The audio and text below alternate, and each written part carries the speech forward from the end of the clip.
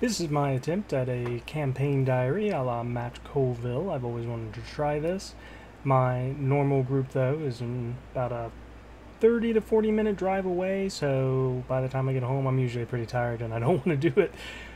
But I'm now running a group for five, possibly six people online, and I ran our first session today. We're running it in 5e. I'm going with a more sandbox adventure. I'm taking cues from the Pathfinder Kingmaker adventure. I haven't started them out in it yet. I'm doing a bit of a prequel mission where I'm getting them acclimated to the political climate of the world that we're using, because while I'm using cues from the Kingmaker adventure, for the most part, I'm trying to redo like the location they're in. It's more of a homebrew world. I'm just kind of wholesale stealing names in some instances. I haven't changed like too many noble house names and such like that. And in this instance, I started them all out as guests or workers at a wedding in one of the baronies, giving everyone kind of a different reason to be there.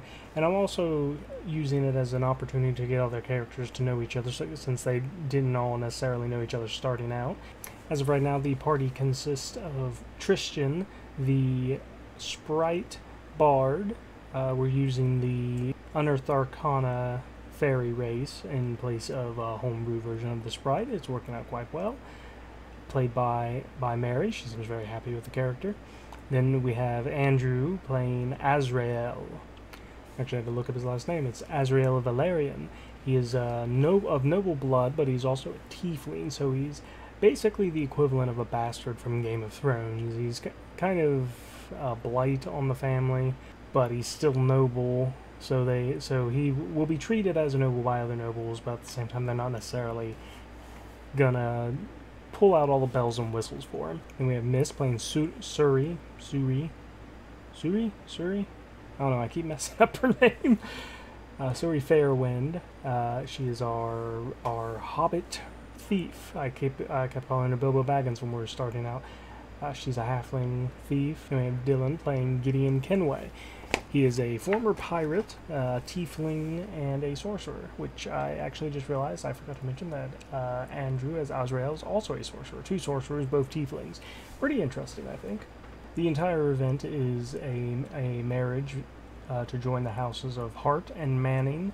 During the welcoming feast, Tristan was actually able to notice that the bride-to-be appeared to be suffering from morning sickness, and was not necessarily the most subtle about it. Didn't mention it during the feast, but did eventually blurt it out to the bride's sister that she was pregnant, and they are kind of working on what to do about that now. The entire part of this mini adventure, kind of a prequel thing, is I've got it divided out into 3 days. There's the welcoming feast, and then the following day there is a hunt, and then the final day is the actual wedding. The welcoming feast, everything went about as I had planned, though my favorite part of it wasn't planned at all. Tristan decided that he was going to take his newfound friends into the nearby town, which is about 30 minutes away, and to the local inn that he had performed at recently, the Quickest Dwarf. And like I said, there was no part of this that was in the module. It wasn't planned. It was just something Mary decided she wanted to do. So I think that is probably where they got the most into character, because many players seem to do better when they're improving, I think. And the more interesting parts of the night involved Tristan deciding that when he wanted to go to bed, that he was going to take 2 women with him. I had to make a persuasion check. He was only able to get 1 woman, and then a few minutes later, Mary decided to ask just how loud they were. So I had her roll a performance check, of which she got a natural 20. She took a picture of it just to show us. You can fill in what you think might have happened yourself. The following day, none of the players decided to join the nobles on their hunt. So instead they split up and then kind of decided to talk to Sylvie Hart, as well as her bodyguard, who they suspect of being the father of her child, Sir Ettenhog. and they've basically revealed to both of them that they know about their affair, though they haven't told them who all they know. They all seemingly successfully lied to them and telling them that no, only I, who's talking to you right now, actually knows about this. When the hunting party returned, it turns out that the head of House Manning was killed by a dire boar during it. Tristan actually wanted to try and help them, but I kind of took the, I guess you could say I took the DM screen down for a moment. I explained, it was like, well, I gave you all the option to go on the hunt, and the fact that nobody did means that he died on the trip back, basically. Which I think they were only slightly disappointed about, but were more accepting of it because I explained it like that. It really showed that, I think it set a good precedent that what they will do in this game is going to have consequences down the line.